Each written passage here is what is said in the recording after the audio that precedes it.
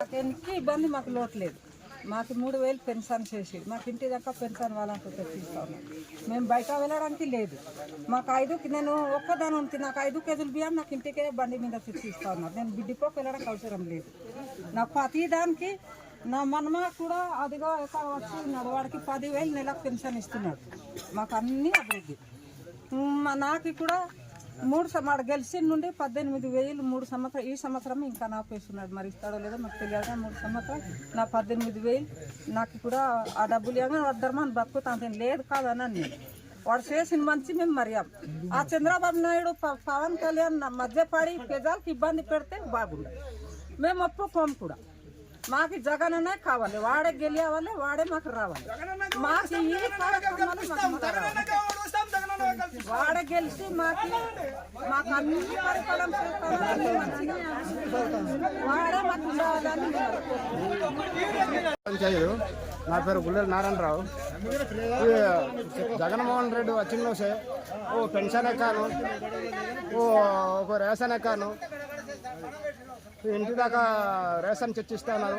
ఇంటి దాకా వాలంటీర్లు పెన్షన్ చర్చిస్తూ ఉన్నారు. ప్రతి ఒక్క సమస్య కానీ ఒక రేషన్ కార్డు లేకపోయినా, ఒక కార్డుకి ఏడింగ్ లేకపోయినా సచివాలయానికి వస్తేనే వెంటనే ఏడింగ్ చేస్తూ ఉన్నారు వాలంటీర్లు. ఈ జగన్మోహన్ రెడ్డి మరి పవన్ కళ్యాణ్ చంద్రబాబు నాయుడు మరి వేరిచ్చే ఆర్గ్యుమెంట్ల వల్ల, వేరిచ్చే కంప్లైంట్ వల్ల మాకు ఈరోజు పెన్షన్ ఆఫ్ చేశారు. మరి పెన్షన్ ఆఫ్ చేశారు. మరి ఇలాంటి నా శతన కొడుకులు రేపొద్దున వారికి ఓట్లు పెట్టి మా చేతులారా ఓట్లు వేసి వారికి గెలిపిస్తే రేపొద్దున పీకలు కూడా కోసేస్తారు. అలాగే ఈ చెత్తన నా కొడుకులకు ఎవరికి మేము ఓటు వేయాము. మేము జగన్మోహన్ రెడ్డికి ఓటు వేసి గెలిపించుకుంటాము. జగన్మోహన్ రెడ్డికి ఓటు వేసి గెలిపించుకుంటాము. మాకు అభివృద్ధి చేసేవాడికే ఓటు వేసి గెలిపించుకుంటాము. ఈ నా చెత్తన కొడుకులకు పవన్ కళ్యాణ్ గాను, చంద్రబాబు నాయుడు గాను ప్రజలు ఓటు వేయారు. ఇది మంత్రాన్ని గుర్తుంచుకోండి. వారు ఎన్ని కుళ్ళు కుశాంతరం పెట్టినా కానీ ఆవదు. వాడి అడుగులు నువ్వు అంచదొక్కడమే. జై భీమ్, జై జగన్, జై జగన్, జై జగన్, జై జగన్. మా ఊరు మిఠాపుట్టు. అంటే అప్పుడు ఇంతగా బీఆర్జీలు ఉండలేము. ఇప్పుడు మిఠాపుట్టు అని పేరు పెట్టారు. ఇంతవరకు మాకు పెన్షన్ ఇచ్చేవాడు వాలంటీర్లు ఇస్తున్నారు.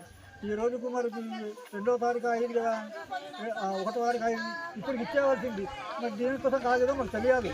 ఇది ఆగింది. మాకు ఆగకుండా వెంటనే మాకు ఈ పెన్షన్ అందించడానికి కొంచెం సిద్ధం చేయండి.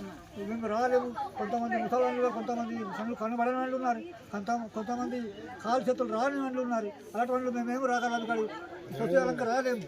కనుక మీరే ఇది ఇంటికి పంపించడానికి మా వాలంటీర్ మీద పంపిస్తారని మేము అడుగుతున్నాం.